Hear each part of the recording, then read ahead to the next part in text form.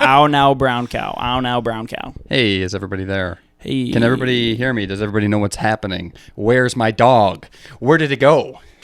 Somebody find it. Somebody give me my dog. Dude, Give me my dog. Where's my car? Where's my car? I just paid the registration. I need it. I got to drive. Dude, where's my car? Okay. I think it'll be just fine. I think our viewers understand that there are going to be production flaws every single video. You know, and that's part of who we are. We're in the basement of a 1955 house. So there's only so much we can do. Thankfully we are, because it's a scorcher out there. It is scorcher out there. Sweltering even. It's been a couple of weeks since we podcasted, and we've since finished the first 3 parts of Hero of Ages. And during that time, I think you've read a book, I've read a couple of books, but we finally were able to sync back up and talk plot. Yeah. So, and for honorable mention, what books have you read in between? Yeah, I read. Did I read Ready Player One in between? Yeah, I think 1 and 2. Yeah, I read 1 and 2, and don't get me started on 2. Oh, I've heard your ramblings, so we don't need to hash them out here. But I don't know if I'd say ramblings, but there has been some diatribe. Yeah, I would secondhand review. Tell the viewers skip Ready Player 2. And what did I read? I'm halfway through book 3 of The Gentleman Bastards, The Republic of Thieves. Loving it. Loving it. By Scott Lynch, right? Yes, by Scott Lynch. Yeah, maybe that's... So you were just saying, because I'm gonna be on a road trip for 19 days. And while I'm out there, I'm going to need some reading material.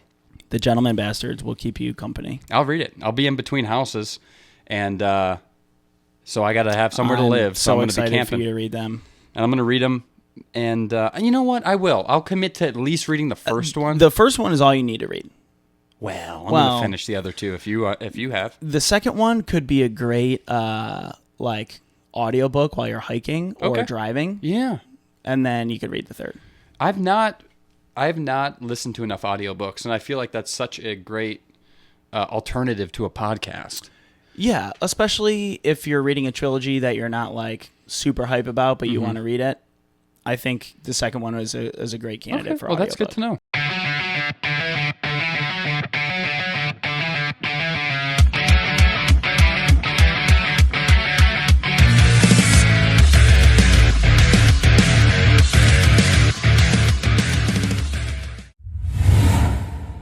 It's been a second since we finished the 3 parts, and so what I've done is I've outlined the key character arcs so far. So the main items in the plot, the key arcs I've outlined, and my thought is I think I've got 7 or 8 of them. Sure, 7 of them.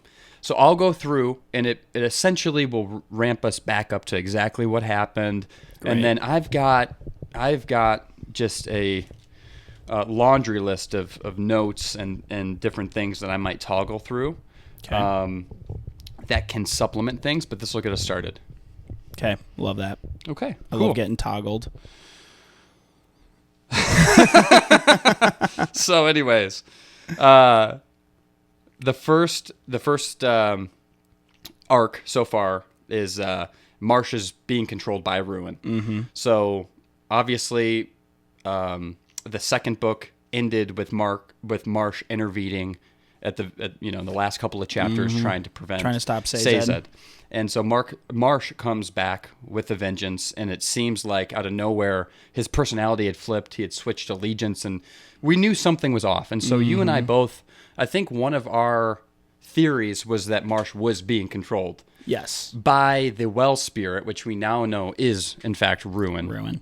And so he is being controlled by Ruin, and so one of the main things is, how does Ruin want to use him to complete his nefarious objectives? Will Marsh have the strength to thwart him? And so, Marsh is having these moments of clarity, these salient, moments where he is at Marsh again, and it seems almost like Ruin has this bandwidth where he is able to control an awful lot.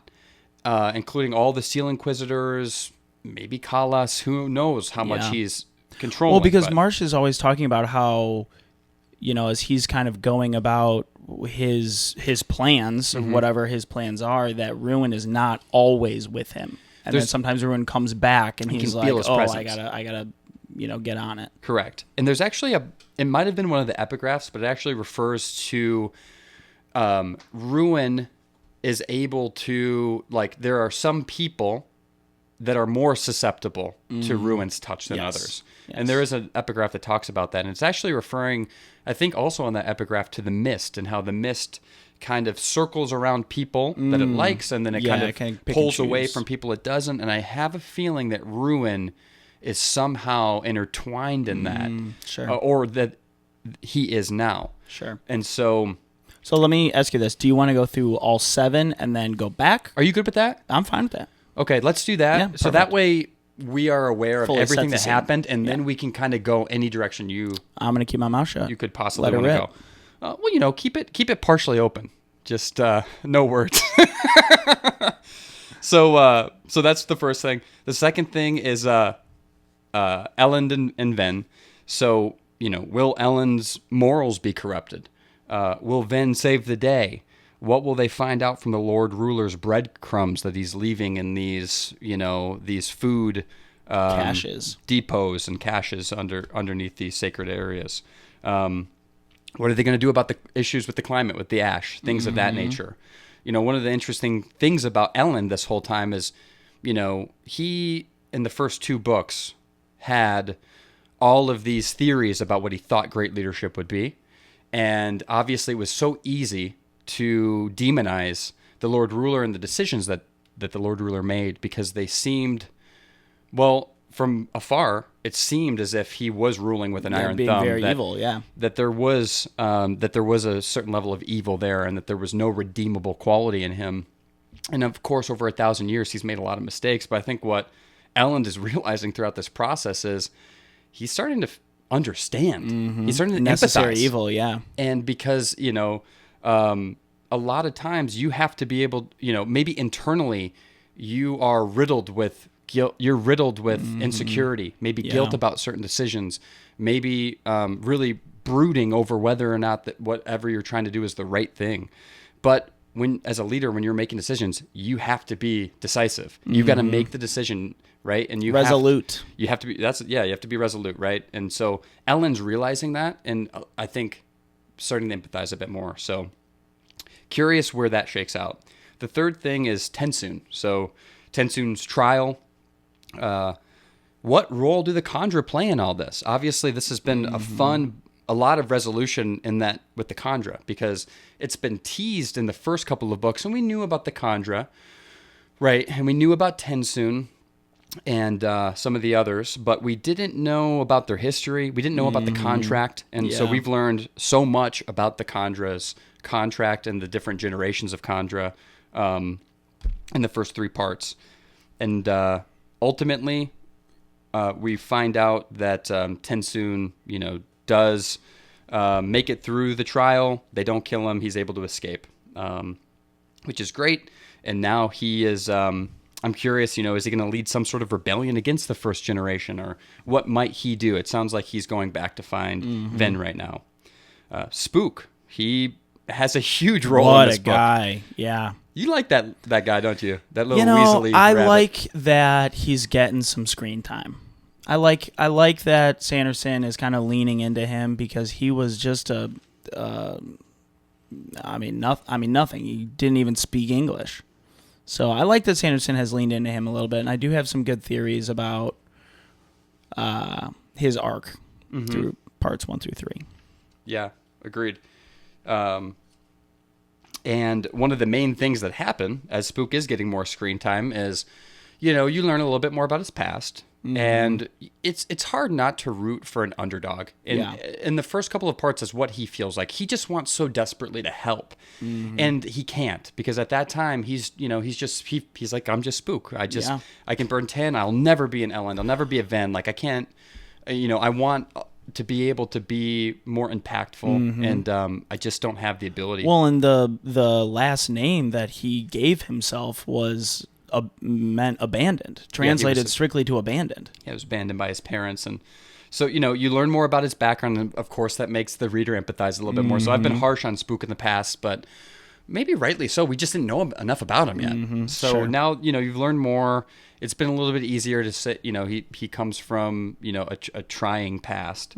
But he ends up burning 10 for over a year. And there's consequences to burning metals. In fact, I believe it may even be the first book or the second book potentially, that Sanderson teases this concept of consequences for burning metals too long. In fact, Kelsier even tells Vin at one point that the pewter drag, you can kill yourself, and that there are consequences to burning any metal continuously. So he becomes an Allomantic Savant, and it's essentially, how is he going to use these newfound powers? He also, and we'll dive into this in a minute, he ends up getting pewter, right? From ostensibly it's Kelsier, or it's some sort of personification of Kelsier, whatever that might be. And so now he is entrusted with these capabilities, and the Ska look to him, are actually calling him the flame of the survivor. And so now he's almost becoming this deity-like individual, right? And it seems like he's getting a bit he's in the deep end right now. He's getting he's spooking himself out. He's definitely, playing with fire, I think. And so as the flame. See what I did there? Wow, I'm loving these puns. And, you had a good one with Spook, so I had to think of something on my feet. I love that. So that's Spook, my boy. And then we've got Sazed. Is he going to pull through this existential crisis? Or is he going to succumb to the lack of answers, right? So this is something, I'm really happy that Sanderson put this in there. Somebody who definitely does lean on Christianity in parts of the framework of the story. I like that he also, has a character who was so devoutly religious, it was their full identity, questioning religion, right? Like anybody. Yeah. And so I just thought that was a really human thing to put in there, like somebody truly grappling existentially with their purpose. And similar to Elend. I mean, he felt so strongly about his morals, and now he's starting to empathize with Rorschach, who was the bad guy. Great point. Yeah, so Sanderson does a really nice job of having these characters over time as they're evolving perspective change and kind of look at even firmly held beliefs through a different lens. And that's definitely a subtext of this book is sort of, things aren't what they seem. You may feel strongly about something one way, or it may be a part of your identity, but at any point that could be shook. Well, and you even may learn information. Kelsier and the nobles and the nobility letting Elend go, and which has set in motion just 2 more books. Yeah, it's very interesting. So I've got that here as another character arc / story arc, and then I added Breeze here as another element. He plays a bit more of an NPC role in this book, and sort of has been throughout, both books so far. But I'm curious how he might impact the narrative, or if he might help Sazed save himself. Yeah, it does seem that. like Sazed and Breeze have been sort of paired up along this journey, without a doubt. And so, I was curious about that. And then lastly, the Epigraphs. The Epigraphs are extremely detailed in Book 3. In fact, it seems like they're getting more and more prominent and longer. There's more longer. Yeah, there's more content in the Epigraphs within each book, 1, 2, and 3, and it's increasing. And so, who is this voice speaking, of the present as if it were the past? Yeah. Almost all of these epigraphs are speaking as if it's from the future, reflecting on the past. Yeah. And so, I've got some thoughts on who that might be. Yeah, sure. But yeah, so that's pretty much an overview of everything that's happening. Yeah. Do you have any thoughts on who the epigraphs are? I do. Not concrete on who I think it is, but it is interesting that half of the epigraphs are talking truly about the past, about Rorschach and thousands of years of history, and then half of them are talking about Elend and Vin. So it leads me to believe that it's got to be Sazed or Vin. Well, one of the epigraphs does say I am the hero of ages. In fact, that's the very first epigraph in chapter 1. All it says is, I am the hero of ages. So whoever it is that's talking in these epigraphs must be the hero of ages, or similar to the epigraphs in the second book, it could be written into something. Yeah, it could be sure. right. That could have been etched into something, but it definitely is coming from the future. A lot of it made me just feel like it was Vin. Yeah. I assumed it was Vin.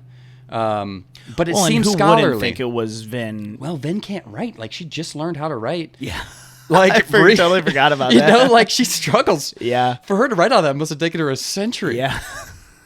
Right? Yeah. Unless there's a medal that makes her more competent with writing. I would love for there to just be It seems scholarly, though, doesn't it? To your point about Sazed, maybe. Yeah, like just a crapshoot, like just some random person becomes a hero of ages. I mean, it can't be crazy random, but, you know, there's a part of me that thinks that Sazed could be the hero of ages because, you know, as he's on this journey, and, you know, I guess we're skipping ahead a little bit, you know, I think I said previously that as Sazed is grappling with religions that he can't find, I think he is living through what is going to be the new religion, and he's going to end up rewriting what will be both the terrorist religion and everybody's religion through current events. And so because of that, I think he does fit the mold of Hero of Ages of unifying the dominances.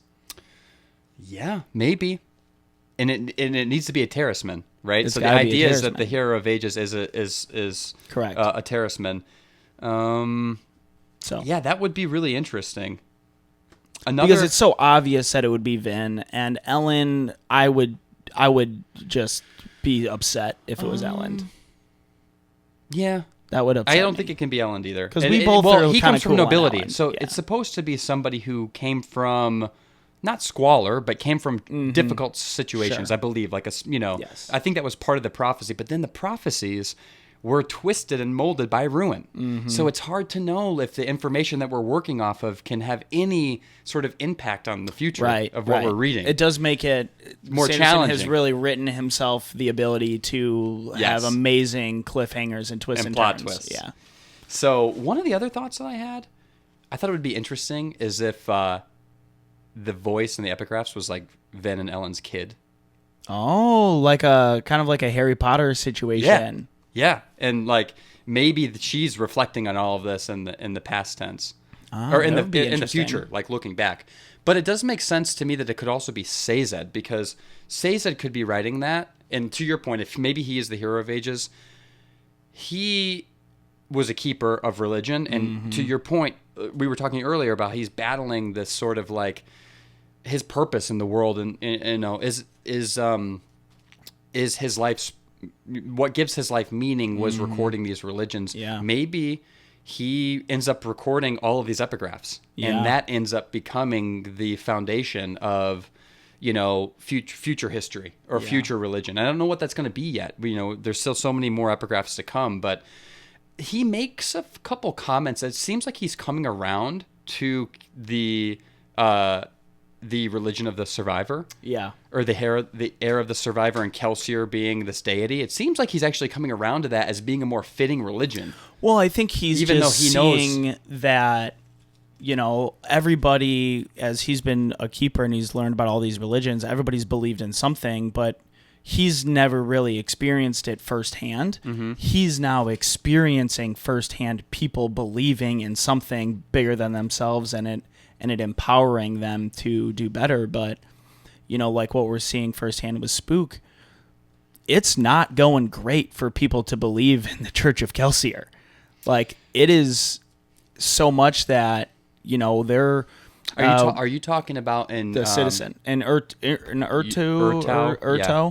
Like, the citizen who's ruling that is following Kelsier's words to a T. And he's turning it into propaganda. He's propagandizing it, and that also happens with religion, right?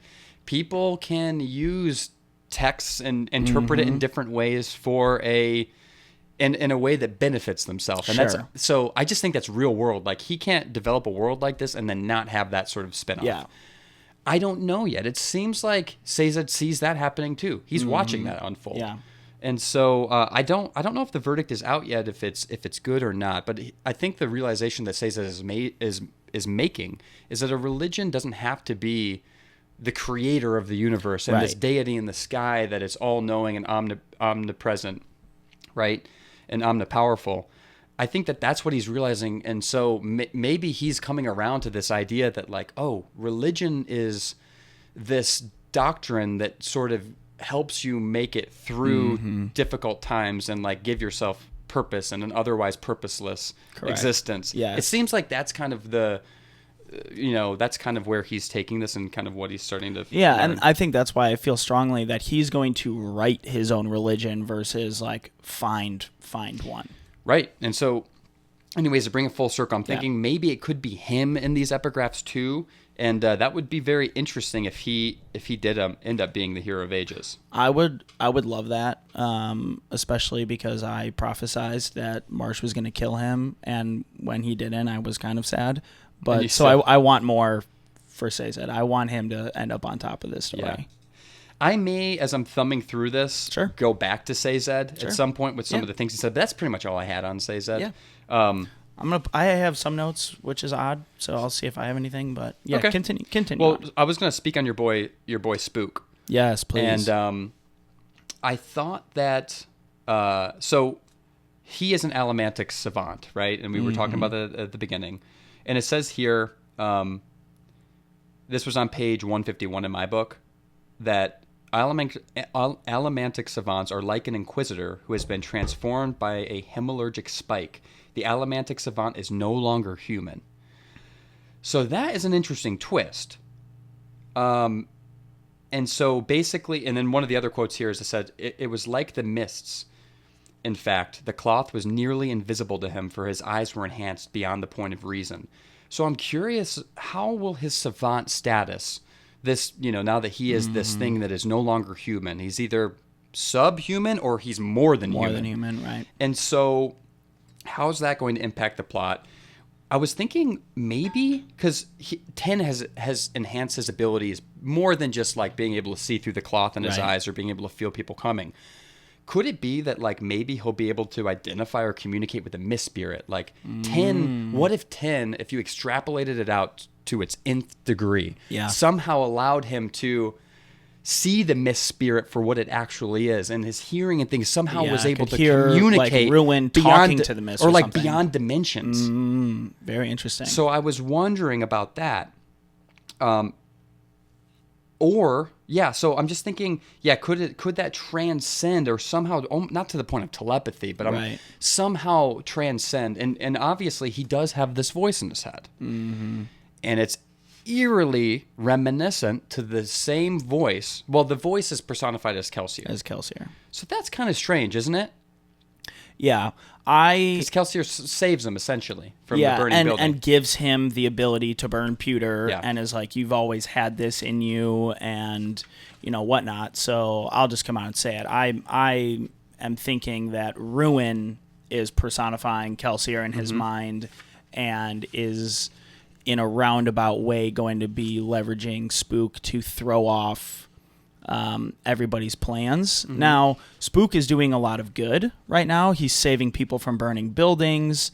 He's, helping everybody as they try to navigate the citizen. But Ruin's also very smart, and I don't think everything that Ruin needs to do has to be bad up front. No. He's got ulterior motives. So it would just be so convenient for Kelsier to speak to Spook. Because that's the one person that he would listen to, truly. Right. And, everybody is liking this Church of Kelsier, but like I was saying, the citizen is following Kelsier's words to a T, and now he's mimicking all the things that Lord Ruler was doing with public killings. And so it makes sense to want Spook to take that guy down. Right, but it would also make sense for Ruin to lean into the Church of Kelsier by now having the heir and continue these killings of the Scott. And perpetuate it. Correct. Potentially. Yeah, that could make sense. Well, so I've got a true pie-in-the-sky idea. Give it to me. And then I'm going to bring it straight back to Spook, I promise you. There's a quote, and do you remember when it was talking about, this is in part 3, but it starts to talk about the Inquisitor spikes, and it says here, Inquisitor spikes were made large to be intimidating, but in many instances, a small pin could be just as effective as a massive spike.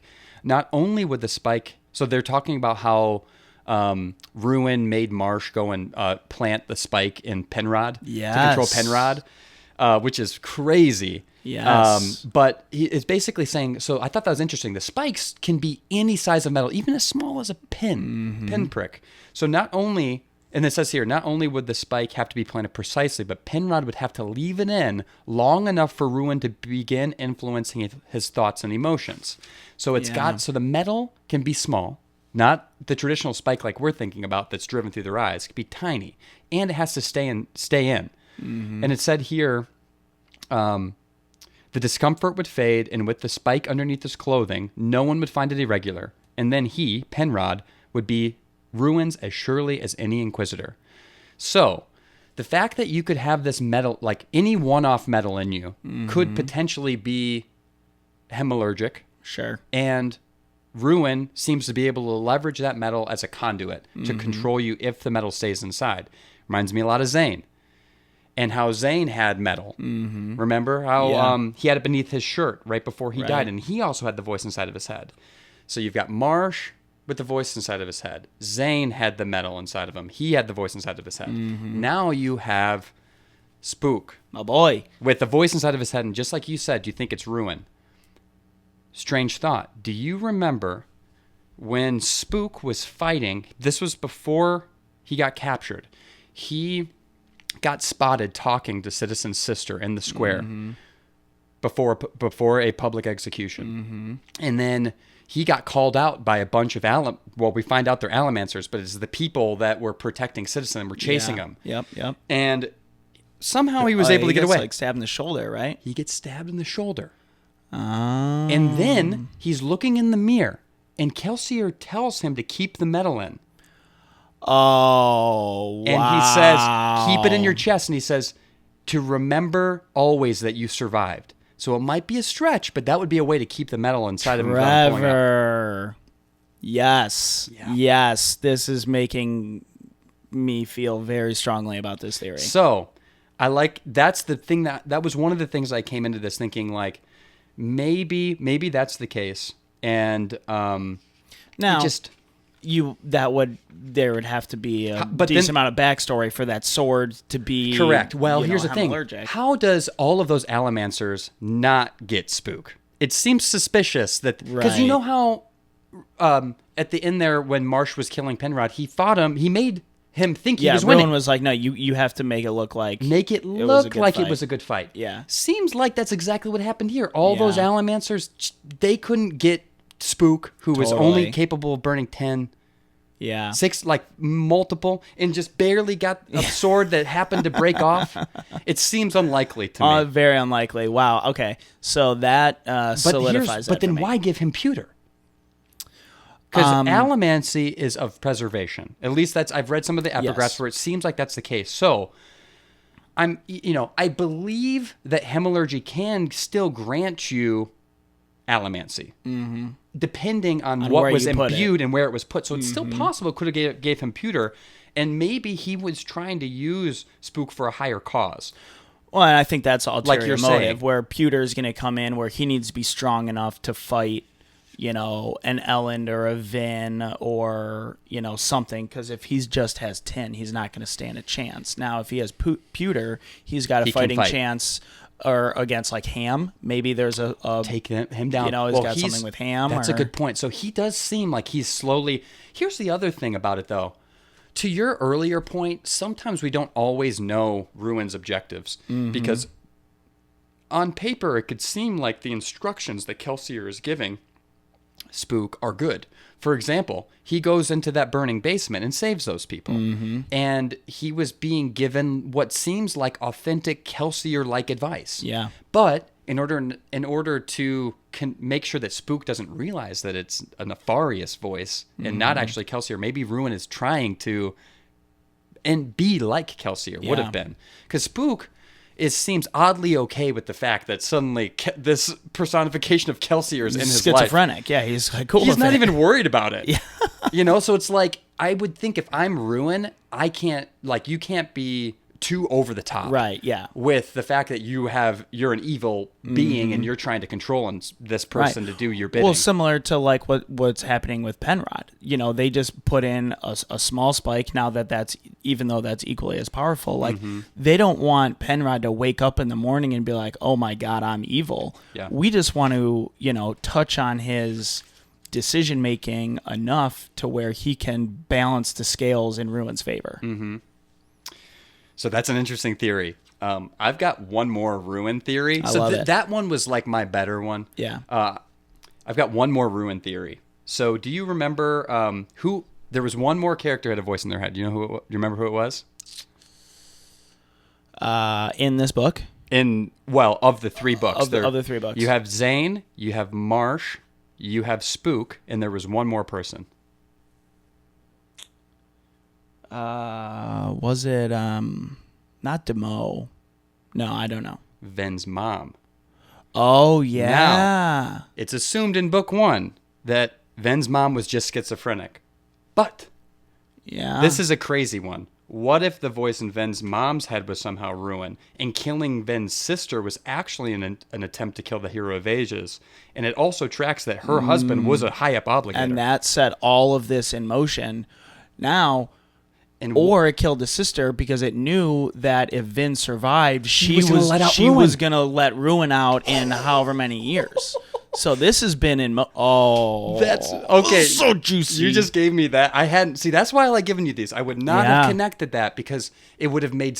But then why kill the sister? Unless the sister somehow would have thwarted her path. She needed to be alone. Yeah, I think Vin needed that... Just that down and out underdog in order to become who she was. Right. And then obviously, we find out that Reen ends up becoming a Seal Inquisitor or something. Reen's back. Well, Reen's back. And so I guess I was going to ask you about that. That wasn't included in my summary because that happened at the last page. Point 8, Reen's back. Reen's back. I'm assuming he's a Seal Inquisitor because...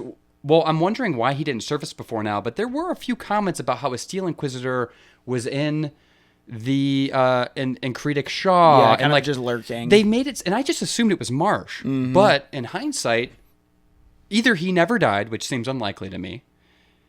He must be an Allomancer because he's following her around and evading her. Mm-hmm. So how did he get Allomancy? And she hears the Allomantic pulses while she's trapped in the dungeon. Correct. So it stands to reason that he must, unless he snapped, which is possible because he comes from noble blood. I have a hard time thinking he would be an Inquisitor. But he wasn't. He was being tortured by him. Yes, but and we're going to find out probably almost immediately, but she recognizes him immediately. Like if he had 2 spikes through his eyes, Vin probably wouldn't automatically be like, oh, that's Reen. Mm-hmm. Right? I mean, if you had 2 spikes in your eyes and I saw you in a dark room and I hadn't seen you for 15 years, I may not immediately think that was Reen. Yeah. I don't know. It just seems... That seems strange to me. But anyway, so that's basically some Ruin stuff that I had here. I had one other interesting... So something that we haven't talked about yet, which, we're talking about these sort of, personifications of things. Mm-hmm. We talked about... whatever Kelsier is, it's either Ruin, maybe there's an argument that it's his savant, he's an Allomantic Savant, so maybe somehow Spook, that's creating the Kelsier, or is there a world where that's a personification of preservation? I don't know. For everything we talked about, I think it's Ruin, but who is the Mist Ghost? Oh, yeah, you're right. The Mist we Spirit. think it's, we've talked about it being Vin... and I think that got debunked because I learned about Electrum and they called it poor man's atium, man's atium right in the beginning of the book. It was right away. So that was just a fun theory, but I don't think it's her from the future. Did you have any revelations? I have no additional thoughts on that. Okay. There was one. I have one thought, and I'm curious if you tend to agree or not. But there's a quote in here that says, quote, "But the Mist Spirit is much weaker than Ruin. I felt them both. Ruin was ... vast, powerful. The mist spirit is far fainter, more of a memory than a real force or power. The other thing, so think of that. Then there's another reality that we learn is that the mist does not attack Terrace people. Terrace people, for whatever reason, don't succumb to the mist. They don't fall prey to the rule of 16%. Yeah. So now I'm thinking the mist spirit, it's much weaker than Ruin. She's feeling them both. Tindwell? I don't think it's Tindwell because the mist spirit supersedes her. Yeah. I think, is it Quan? Or Elendi? I'm thinking maybe Quan because he's a Terrace man and he was the one that originally thought that Elendi was the hero of ages and then changed his mind. And then someone is writing in these scribes into these etching into these steel plates. Don't trust anything that's written, like blah blah blah. Yeah. We're assuming that that's Rashek. What if that's actually Quan, and Quan had figured this all out, and Quan is still trying to find the real hero of ages. Yeah, that's interesting. And maybe that's why he's so hyper fixated on Ven. Is in fact, maybe she still is the hero of ages, or has something to do with uncovering and enabling the actual hero of ages. So, and that would now I don't know how he would have become a Mist Ghost. So that's still a question mark for me, but I'm just trying to think who it could be. Yeah, I'd have to give that some thought. I'll be curious to see what happens there. I would love for Elendi to come back because he was just written off. Like, we never really got anything about him, and he was apparently a baller. And Quan just decided, nah, I don't think so. Well, I think the idea might have been that he was going to, he wasn't going to let the Force go. So they thought that you needed to let the Force go, and not keep it for yourself. So I think, but turns out maybe that was all Ruin. So Ruin, he went and dabbled and changed all of the prophecies. But I think Quan was onto it. I think he knew what was going on. So it just seems like, why did we, like, Quan was kind of an important name drop a lot in some of these epigraphs, and now I'm not hearing anything about Quan. So it's like, that would be, I would not be shocked if it's him. I don't know how. I mean, along those same veins, though, Quan, Elendi showed all of the attributes of being hero of ages, and similar to him, we've heard nothing from them. So I do love this this path we're going down here. Yeah, definitely. Now, could it be Vin's sister? I don't know. That'd be crazy. At this point, we know her brother somehow has Allomancy. Yeah, she has Allomancy. It wouldn't shock me if it was her. Nice little family reunion. But anyways, I am glad that we brought her back into the fold, because man, that would just be a mind twist. Now here's I don't think it is, but that's a funny thing. That's a fun thing to say. One thing that I do want to just bring our attention to. This whole thing is the Cosmere, right? And I am very interested in how is this book or the events of this going to tie into other stories? Like, and I've never read any of the other ones, but like, I'm very interested to know what parts of this story he's going to loop into other stories. Dude, could you even imagine wireframing a plot line like this and not having? Well, I'm sure I've never read any of the fan fiction. Right. I'm sure that there's some people out there that have found some issues in the greater Cosmere. Right. Maybe not those. Sanderson seems like he's pretty ironclad. The thing that my mind goes to is like when they're talking about the Lord Ruler and he's literally changing the astrology of this planet. Like, I'm imagining that as he moved the planet closer, the sun closer, or whatever, like that made a shift on another planet somewhere, and that's going to affect some change. So, interesting. That's a great point. That would be, that would be the only thing that I've determined could be like a connection to a completely different planet, story, universe, whatever. Yeah, but so super interesting. This is just another quote. I hate to keep bringing it back to Spook, but I was talking to you before the podcast, and we were talking about how he was getting a little bit too high and mighty. What he told Beldre, I believe her name is, the citizen sister. I'd have to see it written, but Beldre. Sure. Beldre. She asks, "Who are you?" Beldre asked a third time. And he responded, "A companion of a god, a man who can see, whispers, and feel screams." I felt like that was an interesting thing. He is becoming, well, he's kind of Daredevil. He pretty much is Daredevil now. I mean, he's going into burning buildings and fighting too many people blind. He's literally, Sanderson kind of ripped off Daredevil. Yeah. Have you watched that? I have. Yeah. With Ben Affleck.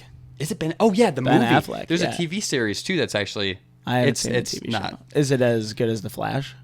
Much better than The Flash. Trevi loves The Flash. What a dog shit show. I watch a lot of, I would even say that might even be C rated acting.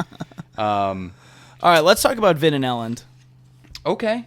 I don't have too crazy much theorized. And that's why I wanted to go to them, because I think, like, I'd like to talk about Marsh a little bit. I think Vin and Elend, like, the most important part, I think, of parts 1 through 3 was actually Spook and Marsh's arcs so far. I think we've talked a lot about Sazed. Vin and Elend are just kind of like doing what they have been for a while. Well, that's yes. I think Elend is going through a huge transformation. I do have one quote here that I really liked. This is Elend and Vin talking to each other, and it says, Vin says, "There has to be balance. There has to be balance, Vin." I have this written down. Do you really? I have this written down. Oh, it's so good. He says, "There has to be balance, Vin," he said. "Somehow we'll find it. The balance between who we wish to be and who we need to be." He sighed. "But for now," he said, looking in the canal, "we have to be satisfied with who we are." I love that. So I feel like that summarizes really nicely what's happening to Vin and Elend. This battle between who they feel that they need to be and who they are, and who they think they, and who they wish to become, and that sort of thing, and who they were. Like they're constantly fighting this. They're fighting the image of who they used to be. They're striving to become who they need to be, but when in reality they have to be comfortable and satisfied with who they are, and that's enough. Now, this is such an amazing segue. Instead of a battle, are they in a dance of who they should be and who they are and who they should be? Because that was an amazing scene when their first and final dance together when they're at the ball. Yeah. What an amazing scene that was. I was a little bit bummed that I didn't get more descriptive prose on just the dance dancing itself. But, one of the things that I wrote down was they talk about ruin and preservation of Rashek wore black and white. Oh, yeah. Of ruin and preservation. Elend and Vin dancing at the ball were both in black and white. Yeah. And so I just liked how this book is really coming down to the balance of ruin and preservation, and to have this amazing first and final dance together where they're both wearing black and white in a room full of colors. Yeah. That good point. That is like such a pivotal scene for people to see that of them dancing. Yeah. I felt like that was an interesting move for them to do, because they went in there with a very strict agenda, right? I believe when they actually danced together, the first ball that they went to, it was more to intimidate. They had never. Oh yeah. They had never danced before. No, they had never danced before. But I just thought it was interesting. That was not the intention. Was not to just dance at a ball. The intention was to go in there, intimidate the nobility, and then talk to what's his name? Wow, I suck. His name is Yomen. And talk to Lord Yomen and, try to get in his head, essentially. And yet they use it as an opportunity to kind of revel in their relationship and be really present. And I think that's kind of like them at points in the book. It is like a dance where you're weaving in and out between who you think you need to be, who you used to be, and who you are. And I feel like that was them. That was them at the crosshairs of being who they were and like using that moment to kind of appreciate their company as a married couple, because you don't think about that much. Yeah. I think Sanderson has to remind you, like, these two people are in love, like, because there's not a lot of romance. They literally are married, which is you kind of forget about. Dude, easily forget, because they're constantly on their own at this point, kicking ass. And it's not like he has there's no intimate scenes in these books. Like, you don't get any. You could easily forget that they're not brother and sister. Yeah, even. like they'll like embrace each other, and they talk about like how she puts his head on his shoulder, but that's really it. Yeah, and I'm wondering, he doesn't like to get too much beyond that. That's not his thing. And again, that's that borderline young adult. But which is interesting that I have read, some other borderline young adult where there's more of that, like steamy 18-year-old, like, love scenes. And I don't need get that. any of that here. You get none of that here. I'm okay with that, though. I don't need that in my that's life. not what I'm reading this for, but I guess it was important for me to have that ball scene. I think that you really like the ball scenes. I don't mind them. You want to know why I like the ball scenes? Because this goes back to the fight scenes that we talk about. Like, you try so hard to visualize it, but it's difficult. Yeah. Where when I'm thinking about these ball scenes, like, it's easy for me to visualize it more than any of the other scenes, and so I can really put myself in that party and imagine what's going on. So I do spend a little bit of extra time just like taking in the scenes. Yeah. The sights. Yeah. And I love a party, so. And you do love a party. Yeah, I thought that was good, and it kind of did make me sad, because I know after this we have to move away. We're going to move away from the we probably won't get into Mistborn Era 2 anytime soon. Yeah. Probably definitely not this year with everything else we have lined up. So I knew it was the last ball scene that I was reading.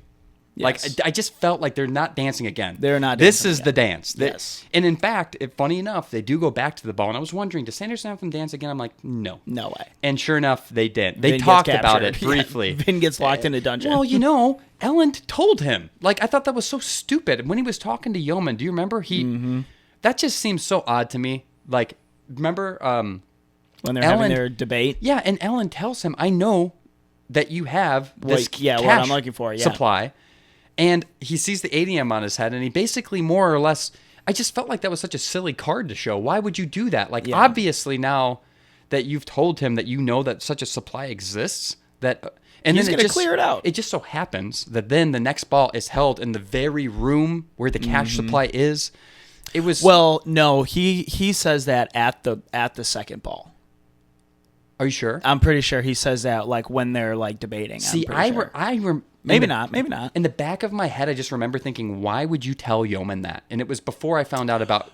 I think you're actually right. It just seems so silly. I'm like, what are you doing? Right, because now his wife is locked in a dungeon. Well, yeah, like that was their trump card. Right, yeah. Because what's the point of sneaking around and trying to find it if he knows that's exactly what you're there trying to do? Right. At the very least, he would try to create more fortifications. Well, and it's like the odds of Yomen having some atium like aren't that far off. Like all of the nobility had it. Like right. It's not like only the Lord Ruler had it. He was an obligator, so it was very possible that he could have found some. Well, dude. This reminds me at the very end.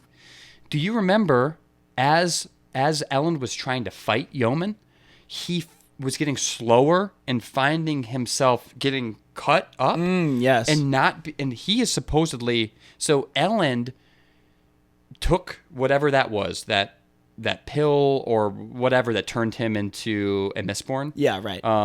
At the Will of Ascension. Whatever that was of the original source, of the original 9 Allomancers or whatever. So that's why he's so strong, remember? So he is like technically his allomancy and his ability to control the Koloss and everything is because he has the old allomancy in him. And yet he is slowing down and getting cut up. It makes me feel like Yomen must have had Hemalurgy or somehow was pulling the strength out of him. Well, do you think that similar to a spike, that bead could also have hemalurgic powers where now Ruin is starting to guide him was in that. He gave him allomantic powers, but maybe it's possible if I don't know. Be it seems like the metal has to be embedded. It has to be like in your skin or something. I think it is possible though that maybe that's not atium. They should know what atium looks like. It would be shocking to me if they got that close and couldn't identify the appropriate metal. Mm-hmm. Actually, let me look. What is atium's hemalurgic property? Because different metals have. You don't look at the metal table. You don't look at the map. Touche. Atium, the Hemalurgy steals any power. So Hemalurgy, if they have atium, if you're an Allomancer, it lets you see other people's future. If it's Feruchemy, it lets you storage age. If it's Hemalurgy, it steals any power. That would make a lot of sense that he might be the atium for him allows him, but atium you're supposed to have to. She might have atium inside, like he might be.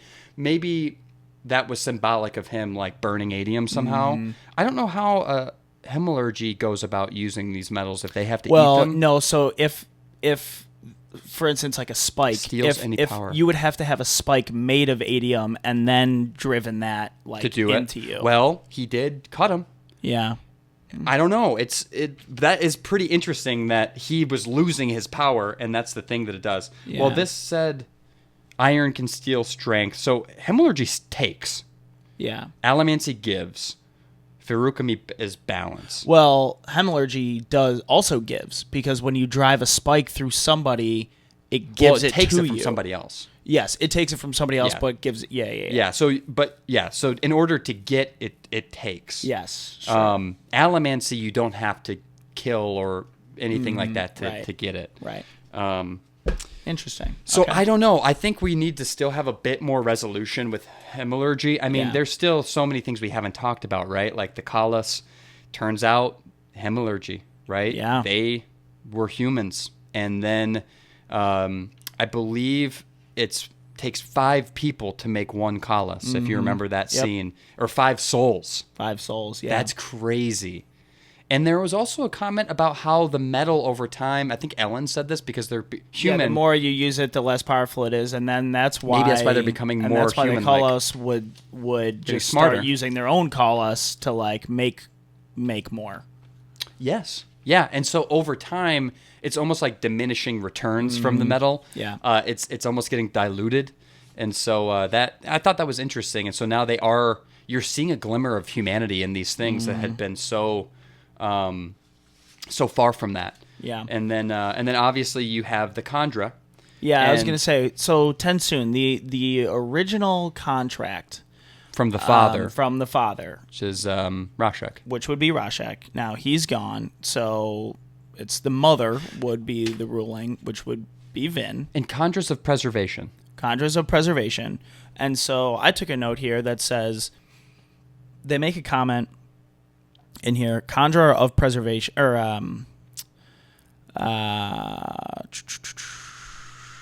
where did I write this? Oh, come on. Oh, chapter 41, Epigraph. 41. One must remember, new Kandra are made from misrace and not humans. Yeah. Again, new Kandra. I'm taking that as the original Kandra were made from humans and are of preservation and the blessings.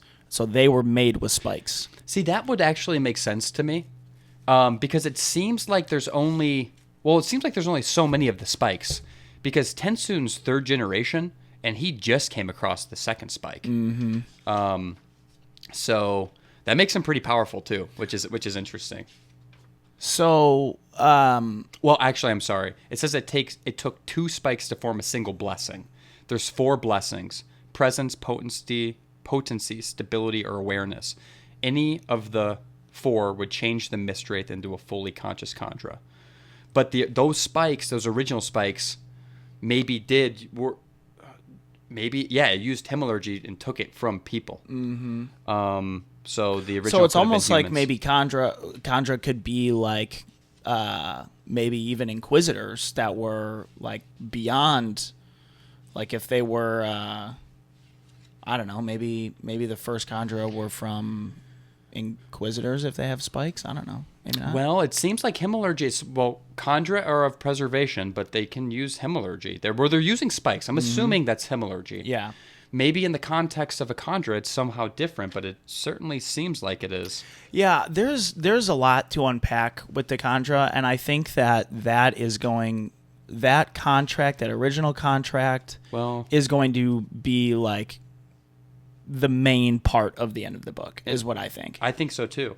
Well, it talks about the resolution, capital R, with a capital R, and if we know anything, that makes it. That's the contract almost feels like a prophecy in and of itself, because it says this is right before part 3, end of part 2. This is Tensoon. The days of mist have come. The endless ash now falls. The earth shakes and trembles. You must be ready, for you may soon need to command our people to accept the resolution. A resolution is like a compromise, or you know what I mean? It needs to be resolved. Sure. So I wonder, what does that mean? Tensoon seems to know. It seems like the first and second generation have become jaded over time. You know what I mean? In their lost little civilization and city, they've kind of have become, and this, I think that happens. Civilizations become complacent over time, right? And they kind of lose that sense of urgency. But it seems like Tensoon is, for all intents and purposes, he's kind of inspiring this rebellious, the more rebellious generations. To think more about the original contract and less about... And they need to command the people. They have to do something. And I don't know what that's going to be. And I also... Yeah, so I think that's another aspect that we need to think a little bit more on. Yeah. But was very, very interesting. That was, I think I gave you all of my juicy little tidbits. Everything that I had, man. The only other thing... I've got one that I wrote down that I just thought was funny. Elend is talking to Vin about, I can't remember what, and he goes, in our short 3 years together, you've managed to kill not only my god, but my father, my brother, and my fiance. Yeah. And he was trying to joke around. So ridiculous. Yeah, you don't get a lot of like Vin to Elend dialogue, and so the fact that he chose to say something really like with satire like that is kind of interesting. That Sanderson chose to put that in there. But yeah, I think the only other thing that I had in here that I was going to mention that could be kind of a different take than something we talked about with Kelsier is it, one of the ideas is like, is it possible Kelsier was a Kandra, and that when he went to the pits of Hathsin, he did actually die in there with Mar, and Ruin somehow like was able to embody him, because that's another catalyst to all this whole thing happening. Yeah, for sure. Is Kelsier creating the Ska rebellion that ultimately toppled the Lord Ruler, allowed Vin to, so you can look at so many different characters and realize, like, the way that these cards fell is what enabled Ruin to escape. Right. So that just seems to me like knowing he can talk in people's heads and stuff like that, is it possible that he was able to get a Steel Inquisitor to do his bidding for him? And it would also make sense that a Steel Inquisitor would have a contract with a Kandra, because those were for nobility and, for obligators and the Steel Ministry. Yeah. Right? Like, those were the only people in society that have access to Kandra. In fact, Ska don't even know they exist.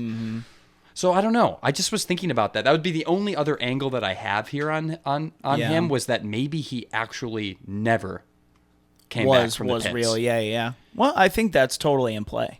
Now, if the only issue with that would be he was a very gifted and powerful Allomancer, and I don't think that a Kandra can replicate Allomancy. Yeah, I think. So I think Orser talks about that, where they don't have Allomancy. Well, okay. So what did you? People love our ratings. Oh yeah. What did you? What would you rate parts 1 through 3? So I'll say this. We didn't talk a lot about Sazed's existential kind of crisis and the mourning that he's going through, and I I like it when a character is kind of being really honest with how they feel. Sure. Very that conflicted. Was I like that I like that Sanders chose to make him tortured and chose to allow him to feel the weight of Tendrils' loss and things like that. So I liked that aspect. I actually thought the first 2 parts gave a ton of rising action. Yes. I really like how they kind of paired. This was the first time where he had every chapter was a different angle. Yeah, it was balancing I really between like that. Marsh, Elend Vin, Breeze, Sazed, and then Spook, and kind of jumping around. So I thought that made it more exciting. So parts 1 and 2 I really liked. I felt that part 3 at times was kind of dragging. And part 3 was long. Part 3 was pretty long. Part 3 was long. And so I'm going to give it a 7.7. Okay. Yeah. Because I liked it. I really did like it. I just feel like, I trudged. There were times where I was trudging through part 3. Yeah. I'm right there with you. 7-8. Yeah. If I would be 7-7, but for the sake of not would you really have? rating, Was that in the back of your head when you were? No, Yes. No, it wasn't. Well, I was gonna say I'm between 7-6 and 7-8, so you were gonna say 7. Okay, So then say 7-7. 7-7 is where I'm at. 7 and 7.